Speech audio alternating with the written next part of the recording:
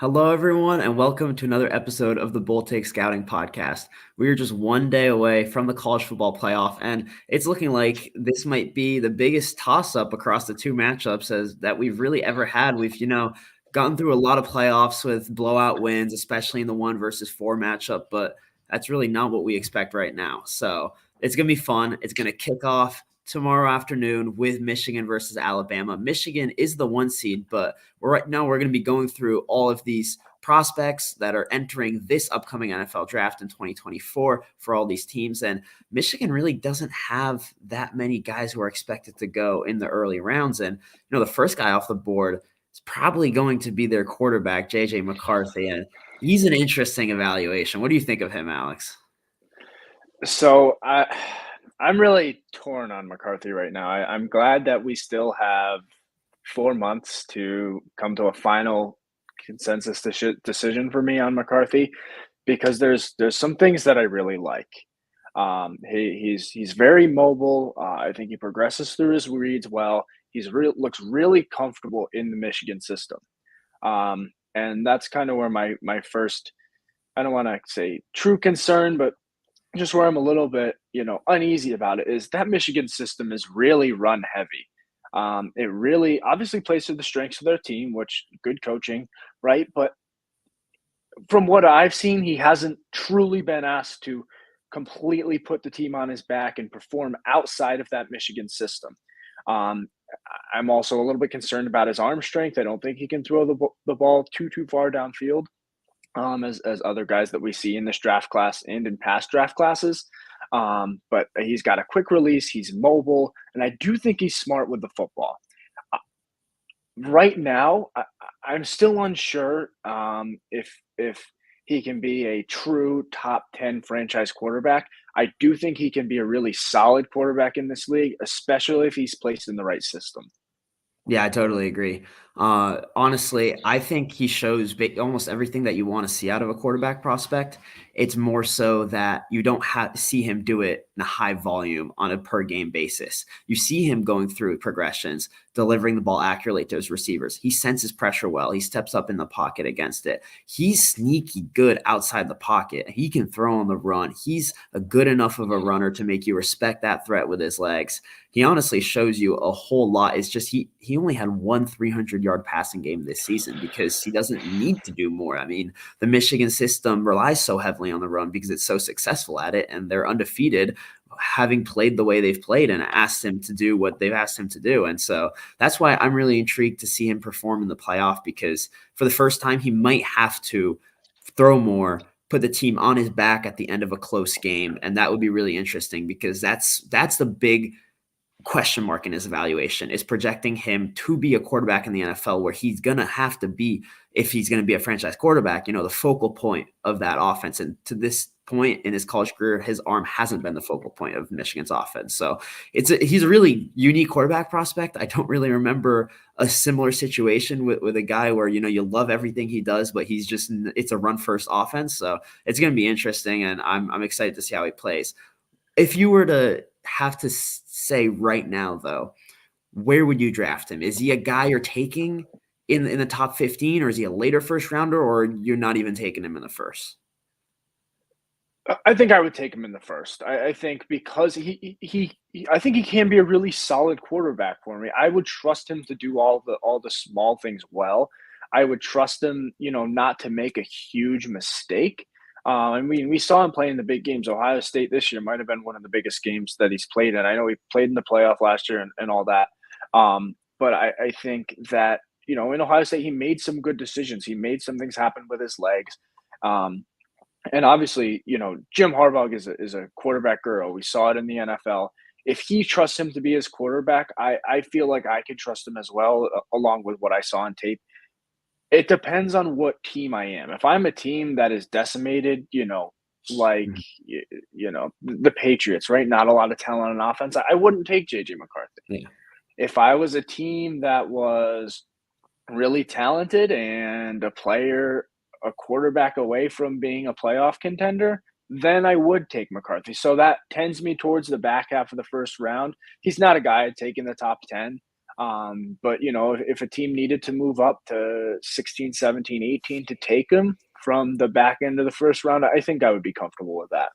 Yeah, I agree with that assessment. I think I would be looking at him starting in that middle of the first round, maybe even a team that didn't make the playoffs, but you're pretty confident in their system. So like the Vikings, for example, with Kevin Hmm. O'Connell, I think I would trust him to develop JJ McCarthy and to shape that offense around what he can do. He's definitely going to be really interesting to watch. We've talked about that rushing offense. It's headlined by Blake Corum, Blake the Great. He's torn apart the college football world the last couple of years. We actually thought he'd declare for the draft last year. He chose to come back, had another great season. I'm not just that sure that he projects all that well to the NFL. It's difficult for these smaller running backs to have success in the NFL, especially when they don't bring much receiving value. And Corum, for some reason, just doesn't really get used as a receiver by Michigan. It confuses me a little bit because he definitely has the athletic traits to be used in that way. But right now, we haven't really seen him do it. So if he's small, but he definitely has a lot of contact balance. He has more power than you might think if you just looking at his frame, but he does still bring those limitations. And so for me, I see him more as a change of pace spot starter back who, still will make plays, but isn't really going to be a guy you're drafting in the first couple of rounds to be a workhorse. Yeah, I see him kind of as a maybe late day two, early day three Yeah. guy. I mean, it's hard to not like Blake Corum. Yeah. I mean, he seems like a Michigan guy through and through. He's stuck with the team. He came back to win a national championship. And like you mentioned, he's a powerful guy. He seems to be really good in the short yardage goal line situations. Yeah. I mean, he is 210, 215 pounds, which isn't small, especially for a guy that's 5'8".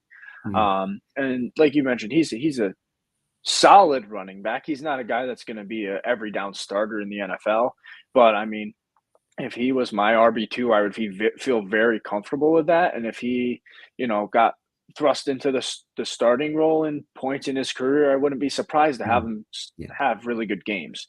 So I think he's going to be a quality player in the NFL, but just not a top end running back. And the way the running back position has gone, to me, doesn't show much more value than like a late round three, early round four guy. Yep. One more guy to highlight on the Michigan defensive side this time is Chris Jenkins, who I think is really underrated. I view him as kind of an early second rounder, but definitely a top 50 guy. He's got good size, good length, good athleticism. You really want to refine some of his technique, but I think he's going to be an impact playmaker. And really, in all these games, I think we could be seeing the interior defensive linemen really making their presence felt and complicating what for most of these teams has been really good interior protection that has allowed teams to keep their quarterbacks clean and play within structure and run the ball well. So that'll be something to watch across both of these games. And I think Jenkins can definitely be a part of disrupting that.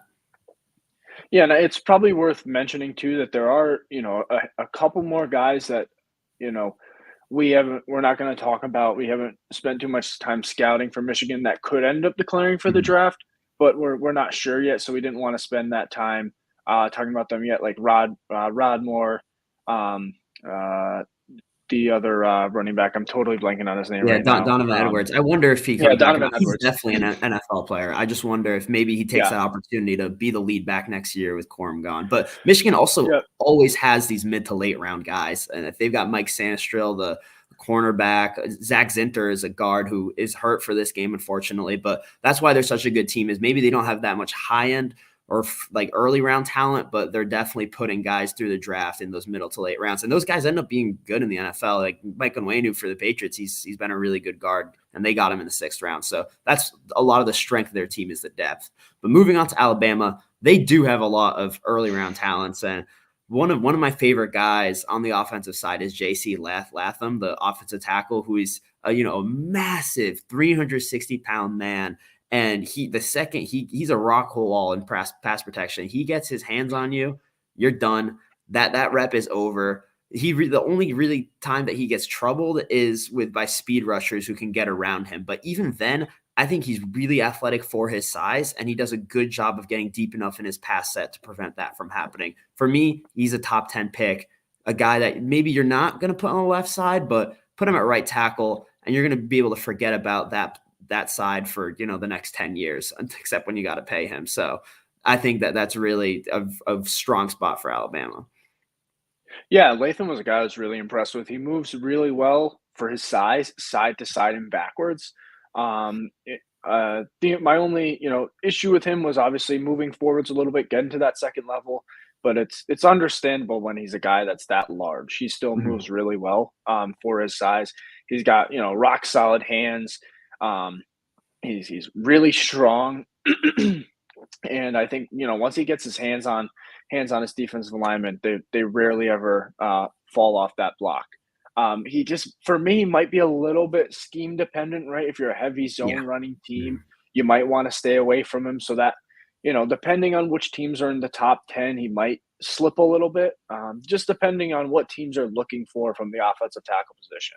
But I agree, he might not be a left tackle in the league just because he is a little less mobile than some of these other left tackles, but he's going to be a really, really solid tackle for a long time in the NFL. Absolutely. And Alabama has this might be a hot take, but I think the best wide receiver in this college football playoff, at least in terms of my projection and grade on them as a draft prospect, and that's Jermaine Burton, who I know he hasn't put up the numbers that you're used to from the Alabama wide receiver one. And I'm not even saying that he's a first round talent, but I was really pleasantly surprised by his tape. I see a guy who he's quick. He's fast. He can separate at all three levels of the field. He runs good routes. He also has some contested catch value. He's skinnier, but he is still tall. Offers his quarterback a pretty big target. And we'll talk about the other receivers for Texas and Washington, but I think I have more concerns about them in certain areas of their game than Burton. I think Burton is all around a good wide receiver, and I think there's a lot of production that was left on the field based on how this Alabama offense operates this year with Jalen Milroe not being the most talented passer. Sometimes he's missing him. Sometimes they're just not asking him to make a throw that other Alabama quarterbacks in the past could have made. I think if Jermaine Burton was playing with Tua or with Mac Jones, I think he's well over 1,000 yards on the season. And we're talking about him as a higher graded wide receiver prospect across the board than currently. Yeah, I don't think I'm as high on Burton as you are. And, I definitely think a handful of these wide receivers in the college football playoff might be a little bit overhyped. I think they all do things really well. Um, I know you mentioned that Milroe probably wasn't as good as a passer as the other quarterbacks that Alabama had.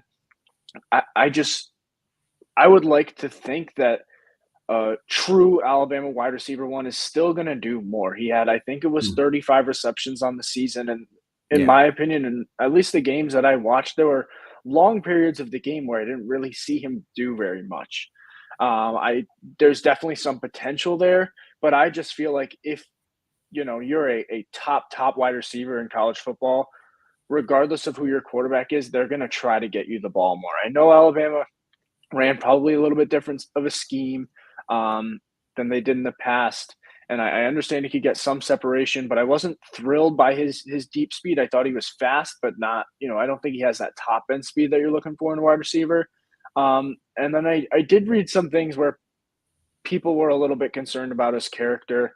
Mm. He had that, I think it was Tennessee, I think, where he hit one of the fans after they rushed the field. He can get a little hot headed on the field a little bit, so that is another little bit of a concern for me. Mm. I think he's a quality player. He'll wide receiver two, wide receiver three in the NFL. I'm not sure I see a wide receiver one in Jermaine Burton though. I agree with that. I don't see any of these playoff receivers that the top crop of them being a wide receiver one, but I think they all have the potential to be a high end wide receiver too. And I have them all really in the same tier, kind of in that middle second round range. So the guys we're talking about are Xavier Worthy and Adonai Mitchell from Texas and Jalen Polk from, or actually, I completely forgot about Rome Odunze, the wide receiver from Washington. He, for me, is easily the best wide receiver in this playoff. I've got a mid first round grade on him. I'm talking in that next tier is where I have Burton slightly ahead of Odunze's teammate Jalen Polk and the two Texas guys. But Odunze is a guy who dominates contested catch situations. He's got plenty of athleticism to get open as well. I think he's a really terrific prospect. Yeah, and we'll talk about Odunze more in a little bit when we get to Washington. We'll finish up with a couple last few Alabama guys. A handful of guys on the defensive side of the ball. I feel like, as always for Alabama, possibly the top one along the defensive line at least would be Dallas Turner, the edge rusher. Um, he to me is still a little bit raw, but I like all the traits and all the tools that I see. I mean, he's got great speed to power. He's really strong. He's explosive off the line. I still would like to see him develop some more pass rush moves and some counter moves, but he's, in my opinion, he's still young, and like I mentioned, all these traits and tools that he has make him a really enticing prospect, especially when you get some NFL coaching in there for him. Absolutely. I mean, his combination of speed and power is really rare, and I expect him to go in the top 10 deservedly. And just how good he is in the NFL does depend on whether or not he's able to develop an arsenal of pass rush moves. And there's another guy on the opposite side of that defensive line, Chris Braswell, who's pretty interesting as well. He might not have the physical traits that Dallas Turner has, but I see more refinement in his game, better technique as a pass rusher. He's got good counter moves, and there's just a certain savviness to his game where he holds the block just long enough. He sheds it at the right time. He's a really high effort player. So for me, I think he's a solid second round type who isn't going to put up crazy sack numbers because you don't really see that type of burst and bend around the edge from him. But I think he's going to be a solid player. And there's a lot of talk that he's going to return to school and take that fifth year COVID year that he has. But I'm not too sure why he would do that because I'm not sure that his draft stock would go up. So I'm interested to see how that develops and whether or not he declares. Yeah, and then we have two guys in the secondary that are both worthy of talking about. Two cornerbacks, Kool-Aid McKinstry and Terrion Arnold. We'll start with McKinstry. I think both of us were probably a little bit lower than consensus was coming into the season. And we'll kind of see where you stand on that. I think he's a really solid cornerback. I think he's got great speed. He's got really fluid hips. I think you see him in man, he's really sticky in coverage. And he also shows good intelligence in zone as well. I'm just a little bit concerned about possibly being too physical and too grabby. I think there's a really fine line, and we might, get some comments about this, but I think Sauce Gardner a couple of years ago coming out of Cincinnati really rode that line really well of almost being too physical, but being able to get away with it. And we see a lot of talk about that now in the NFL. I think McKinstry is on the other side of that line. And is almost a little bit too grabby, and I'm concerned about some flags, but I do think he's going to be a really good starting cornerback in the league. Just might need some coaching. Kind of like a J.C. Horn a couple years ago coming out of South Carolina. Yep. Too grabby, but had those physical skills. So that's how I feel about McKinstry. But I do think he's a really, really solid first-round cornerback that definitely could make some Pro Bowls in his career. Yeah, and I think Horn is the perfect example of a player who's too grabby, but really managed to fix that in the NFL and play with proper technique and just allow his physical traits to do the covering for him. And that's what NFL teams are going to hope to see out of Kool-Aid McKinstry. I've got him in the mid to late first round. I definitely like him more than I did last year. I think when he gets to bump and run and a receiver releases to the outside, he gets to crowd them to the sideline. He is at his best. I think he struggles a little bit when the receiver cuts inside and he's got to flip his hips and change direction. I think his hips are good, but given his size, he is a lot bigger of a cornerback than some of the receivers that he's facing. So it takes a little bit for him to be able to match a receiver's sudden movement sometimes.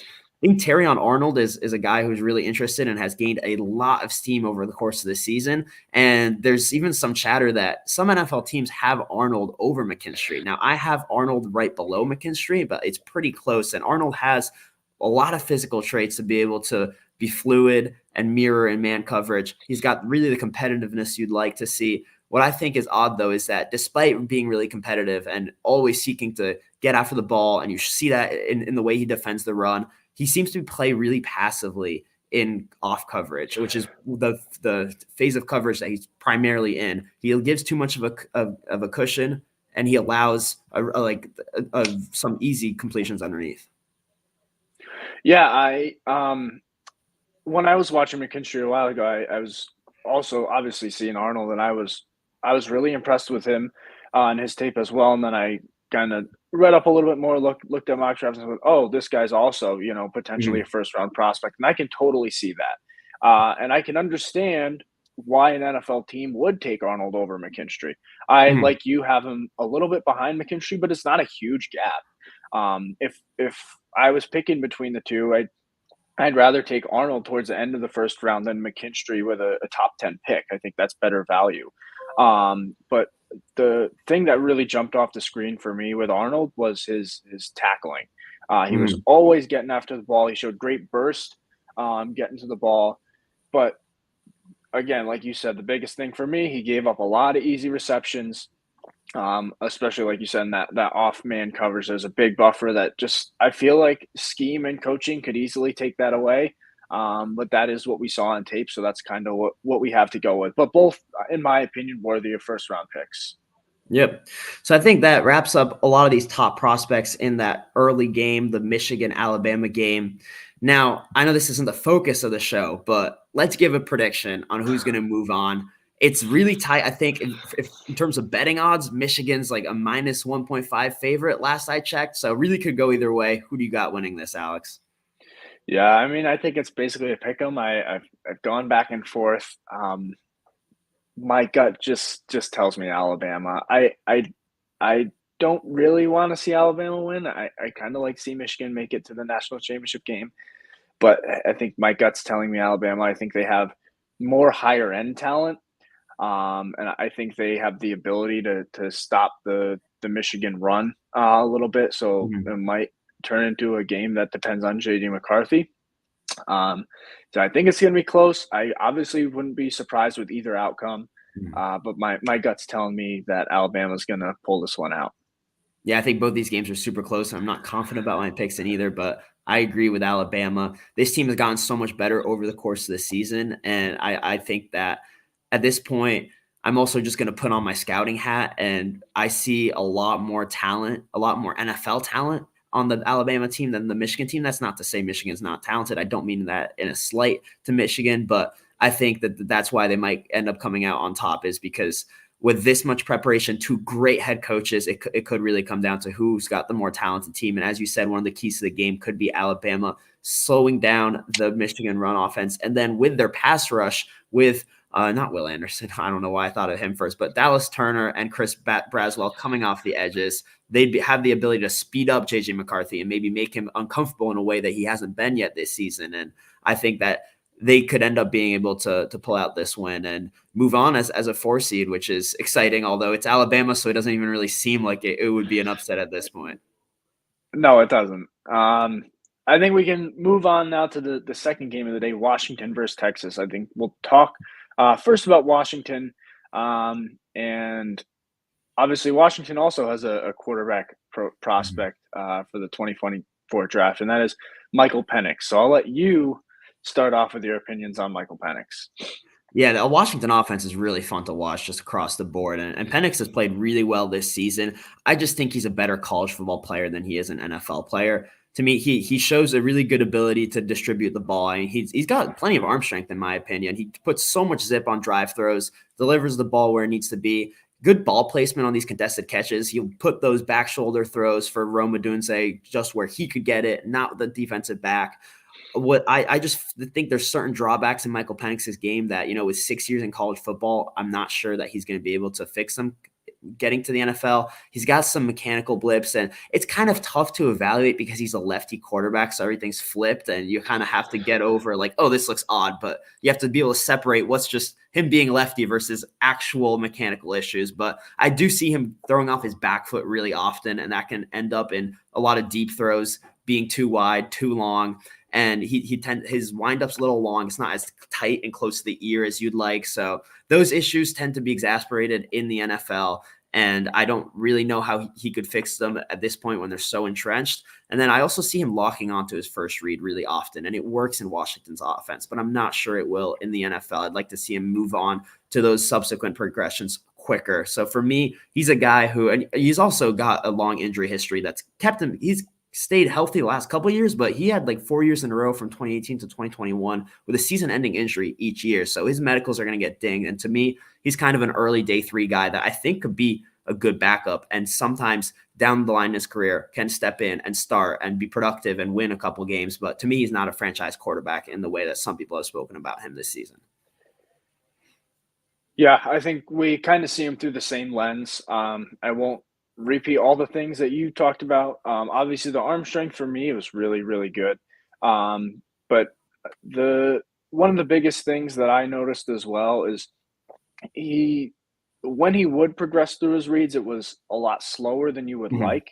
And obviously, at the NFL level, that game is sped up even more. Um, and he would also just for some reason just fade away from pressure when he was releasing this ball. And sometimes he would even do it like you mentioned, throwing off that back foot without any pressure. Mhm. And if he was a guy in his third year and his second year of starting, I would say, okay, maybe we can fix that. But like you mentioned, this is his sixth year of college football. I'm not sure how much some of that can be fixed. And then he also misses some linebackers that are sitting in coverage once in a while and things Mhm. like that that I just wouldn't like to see from a guy that is as experienced as him. But I mean, the arm strength really good. I think short and intermediate, most of the time his accuracy is also really solid. And I think he's going to be a really reliable guy, which is what you want in a backup. He could be a Mhm. guy that I wouldn't be surprised makes a 12, 15-year career in the NFL as a backup and a spot starter. Um, and that's a great position for most of these guys to be in. So I think it's an important job, but I just don't see him being that every game, every year starter, in my opinion. Yeah, he also doesn't have to do much outside of structure for Washington this year because they've protected him so well and his receivers get open. So I'm intrigued as to what's going to happen when those really good interior defensive linemen for Texas that we'll talk about in a few minutes manage to push that pocket and potentially make him go outside, which he really hasn't had too often. But before we move on, do you because obviously we've seen him in a lot of first round mock Mhm. drafts, and I think we'll come out with our first mock draft in a couple of weeks. Do you think this is a lot of media hype with Penix right now, or do you think he's going to end up in the first round? I think it's a media hype. I think NFL teams know what they're doing, and he's an older prospect with that injury history. He's got those couple things that we talked about that really hold him back from being a franchise quarterback.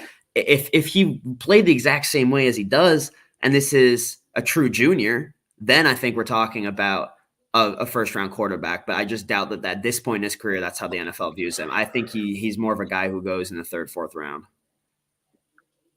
Yeah, I would tend to agree with that. Now you alluded to this guy a little bit earlier when we were talking about Jermaine Burton, but Rome Odunze, the wide receiver Mhm. one for Washington. You mentioned that you really liked him. What are some of the things that you see in Rome Odunze? Yeah, I think he's such a well-rounded receiver in that you can trust him to go get that 50-50 ball. He's got really good height, length, leaping ability. He understands positioning really well in those situations as well. He's also got plenty of athleticism. He gets open with really good flashes of quality route running. To me, he's just a guy that you can rely on at all levels of the field to get open and even catch the ball when he isn't open. I think to me, he's a guy that I'd be comfortable taking in the top 15, more in that like 10 to 15 range, because he's not, he's not a fantastic athlete where this is a guy you're taking in the top 10, but I expect him to be a really good wide receiver at the next level. Yeah, I think he's really reliable. He's got great hands, like you mentioned, that contested catchability, great ability to high point that ball and bring it down, make that reception. He's a little bit taller of a receiver too. I think he's like 6'3". So I think he was a little bit tighter hips. But in my opinion, still a really good route runner, can create some separation. I'm a little bit more like the 15 to 20, 25 range on him, but really, I think we see him really similarly there. I think that's kind of what happens when we talk about the NFL draft Mhm. together for what's this 4 years now at least. So Yeah. that's what tends to happen. But great wide receiver. I think he's definitely the best one in the playoffs, and you seem to think that as well. There's another wide receiver, Mhm. the wide receiver two for Washington, Jalen Polk. I kind of see him as like a round two, maybe early round three guy. I the thing that concerned me the most about him was I saw a lot of drops on tape. Mm. I know there was an Oregon State game was in the rain. I think there was 3 or 4 drops that I saw, but the other games as well that I watched, Stanford, USC, I saw at least 1 or 2 drops each, and that really concerns me. But I think he's got great physical tools. He's another guy that can high point the ball and bring in those tough catches, which is why I was confused why I saw some drops. So they may be some concentration or focus drops. But that kind of pushes me away from really liking him. But I think he's a guy that can be a great wide receiver too for an NFL team. Yeah, I think he's a ball winning wide receiver too. I like him in that mid second round range. He does really everything well. He's almost kind of a poor man's Rome Odunze.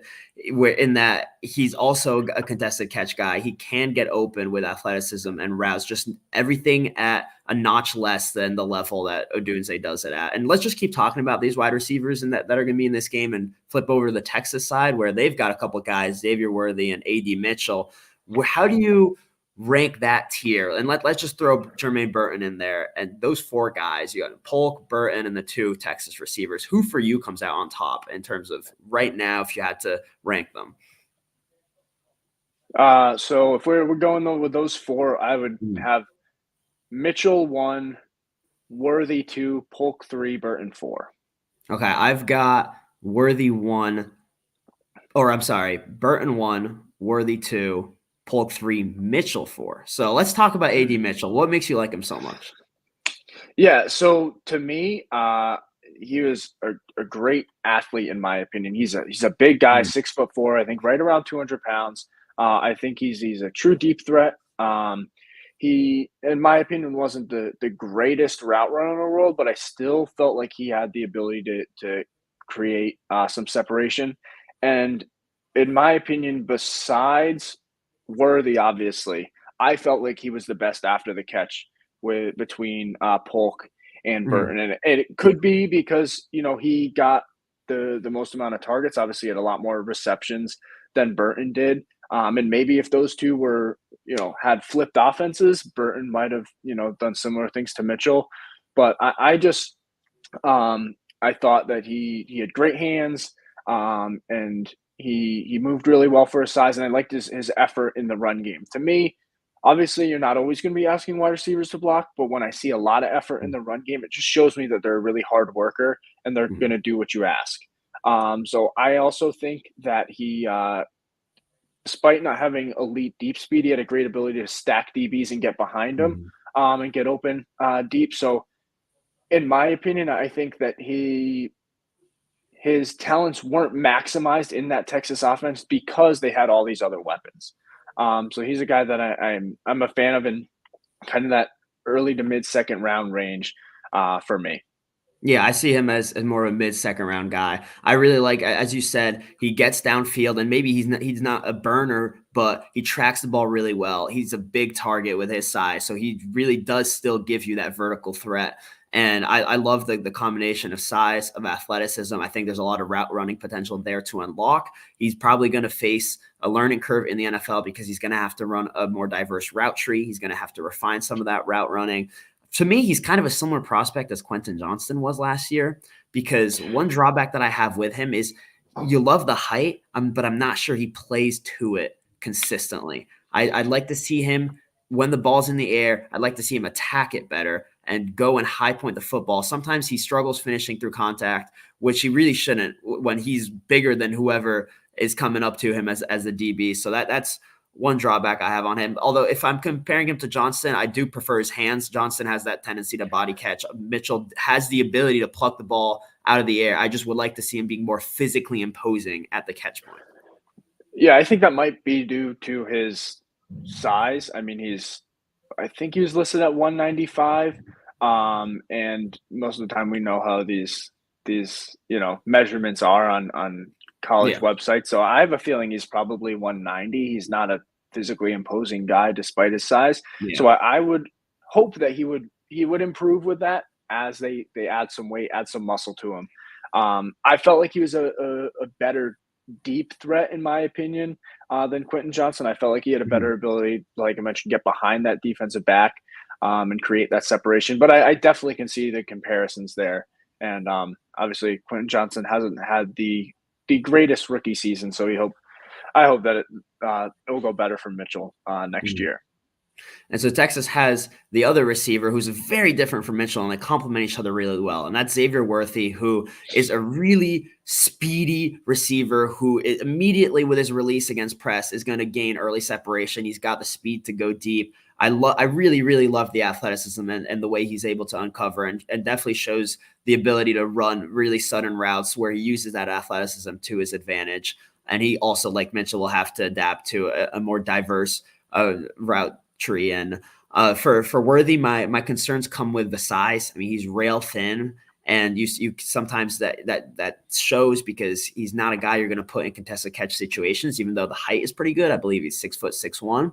And I also see some drops where I think he's cleaned that up a little bit from last year, but he's still got to be more reliable catching the football because it's sometimes it's just right to the hands, and that's pretty inexcusable. And that's often what'll get these young receivers in the NFL is if they can't be relied on to catch the balls that come right to them when they're open. So for me, that I have him slightly above AD Mitchell because I think he's more athletic, and he can uncover it well. So I think I'm a little less concerned by his transition to the NFL, but I do have certain drawbacks on both of them. So they're both in that mid-second round range where I could see them pop. I could see them being really good receivers in the NFL, or I could see them struggle and really not be productive much early in their careers.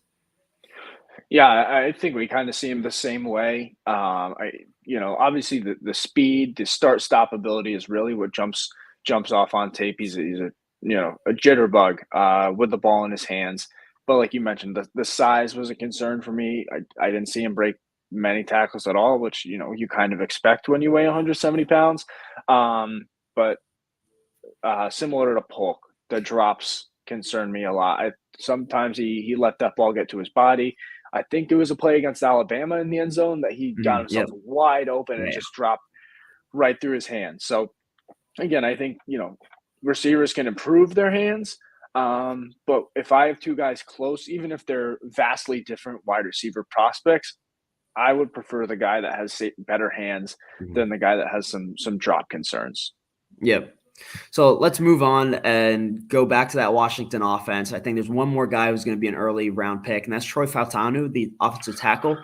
I wouldn't quite rate him as a first round prospect like some other people are, just because I see some troubles with his anchor and just with his technique. He has a tendency to just keep pushing his guy instead of latching onto him and sustaining a block. But you really love the athleticism and the agility with him. And often that's what teams will bank on because they trust that you coach up the rest. You can build up strength. You can develop technique over the years, but you really need that athleticism, and he has that. Yeah, the athleticism is what really jumped off the screen to me. Moves really well in reverse, moves well side to side, mirrors defensive linemen well. He doesn't have an issue staying with those speed rushers.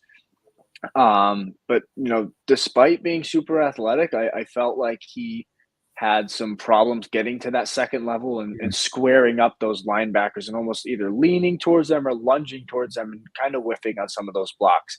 So to me, it's a little more of a technique thing, maybe some skill that he needs to develop with coaching. But we see a lot of teams in the NFL, like you said, bank on these athletic traits and hope that they can coach these guys up 1, 2, 3 years to become really quality offensive linemen. So I think he's a guy, to me, probably see him going late round one. I'd probably have an early round two grade on him, just because there's some things that he needs to develop still. But I could see him being a really solid tackle in the league. Do you think that some teams could project him at guard, though? That's something I was wondering when I was Yes, watching yeah, the tape. because he's listed at 6'4", doesn't have the longest arms. I could totally see him going to guard as well.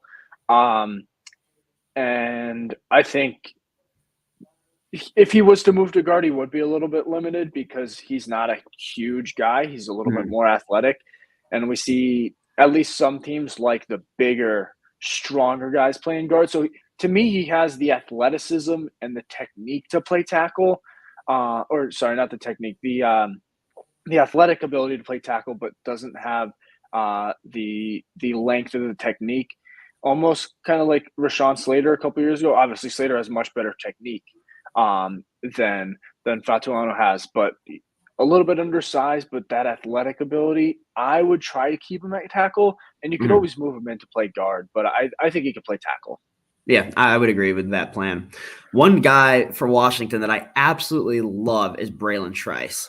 When you watch him, you instantly see everything he has to offer. You see the burst off the line of scrimmage, the strength to get into and using his really good length to get into the offensive tackle's chest. He can drive him back. He still has that bend and that speed to get around the edge. He's got the quickness to shoot the B gap. I think you've got to worry about him beating you in such a variety of ways in terms of positioning as an offensive tackle, which makes him really dangerous. You definitely want to see him refine his pass rush moves. But what I just love about him is he also has such great tenacity. In all phases of the game, he's constantly working to bring down the ball carrier. When he's got that type of athleticism, strength, and tenacity, I think the floor for his NFL success is already so high. If you can coach him up and develop the technique, he can be a real consistently Pro Bowl candidate. And that's why I really love Trice so much. And I think he's going to make a big impact in the game tomorrow.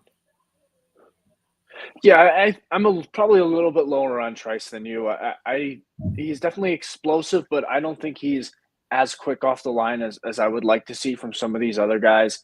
You definitely see the strength, the ability to drive those offensive tackles back.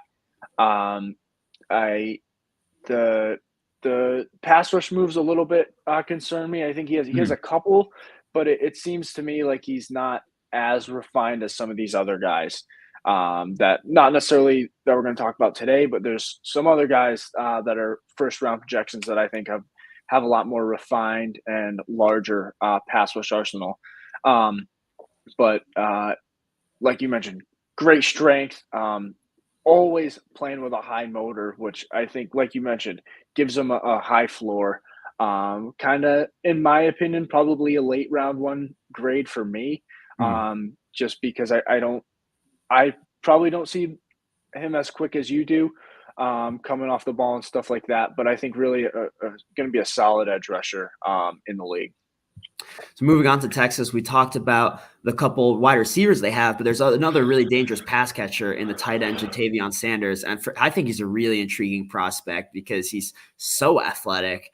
You just don't really see much route running ability because it's not really asked of him. And that's so common for tight ends. They really are underutilized across college football as receivers, or that they don't have the responsibilities in terms of route concepts that they're going to have in the NFL. So it's always a difficult projection, but he definitely has the athletic tools. And he's not, the biggest, strongest tight end, but I still think he's an adequate blocker, especially in space. Downfield, he's 5 to 10 yards. He's able to clear open a running lane, allow guys to get yardage after the catch, and spring open big plays. So I like him in that role. In line, he's not quite as good, but I think he got better from last year. He might be able to be serviceable in the NFL rather than someone that you're really just never going to put in that position. So he's got to keep working on his technique really as a blocker and as a receiver, but there's a lot of potential there. Yeah, I definitely liked him more watching him this year than I did last Mhm. year.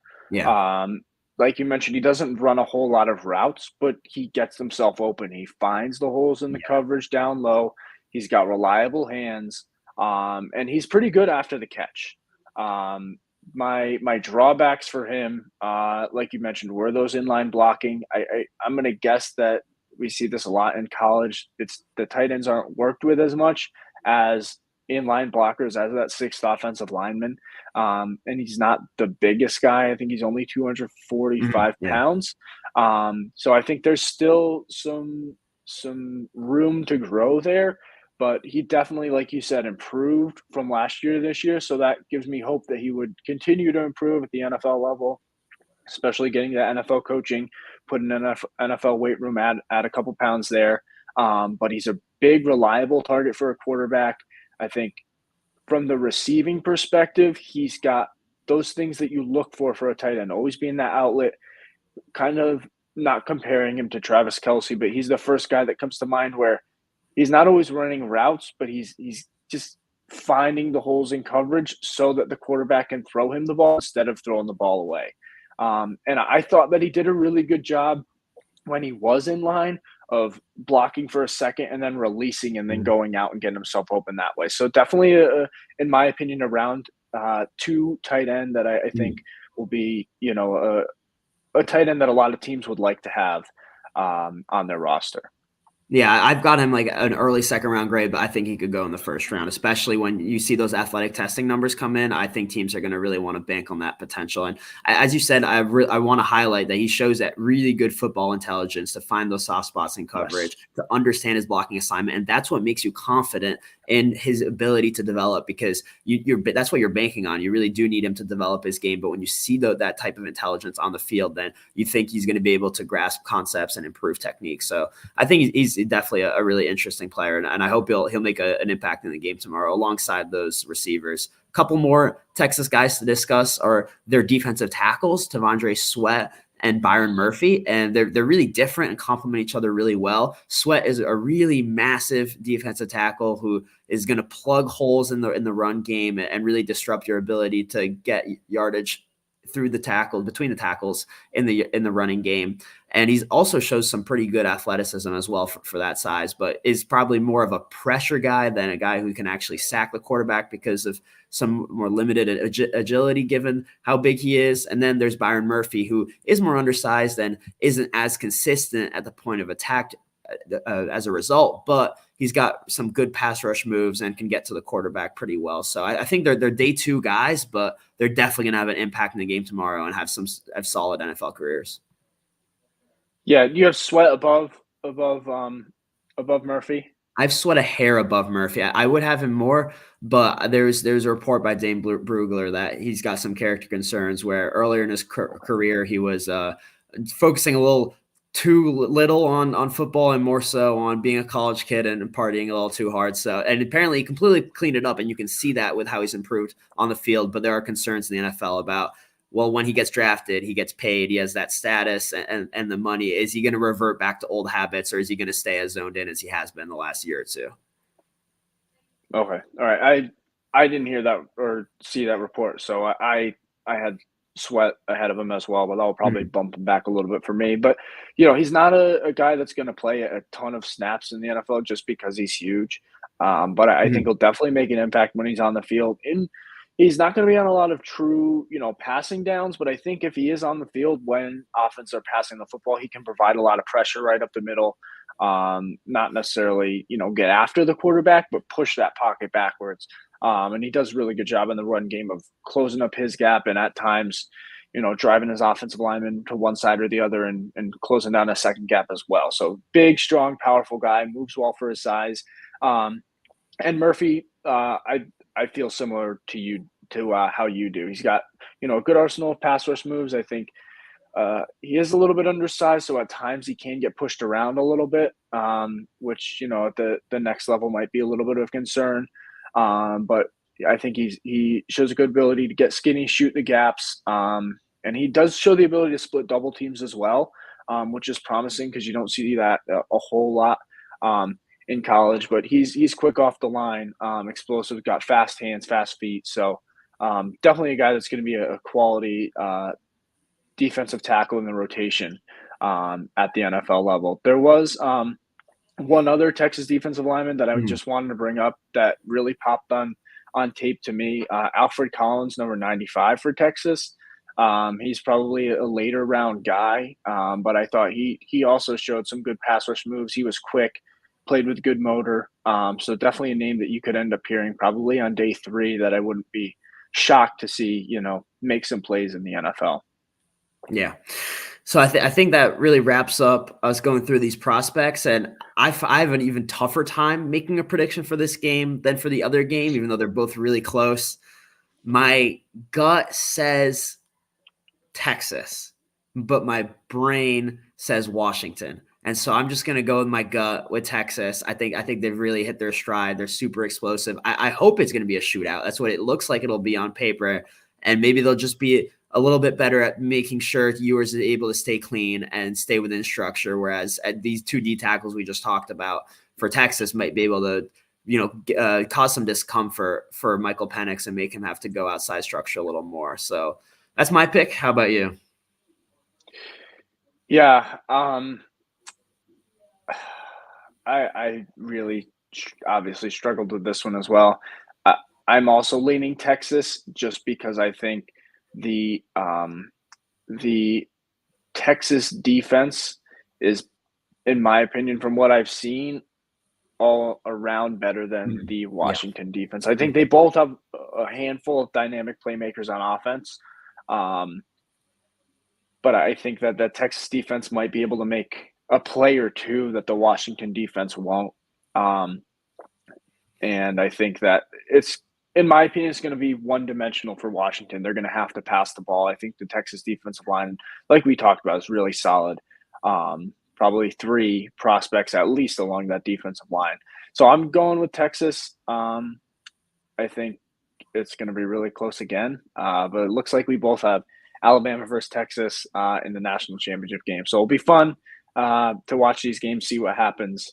And that is it. Thanks everyone for watching along. I know this was a little bit longer of an episode, but hopefully we gave you good previews and guys to watch and look out for while you're watching these two playoff games.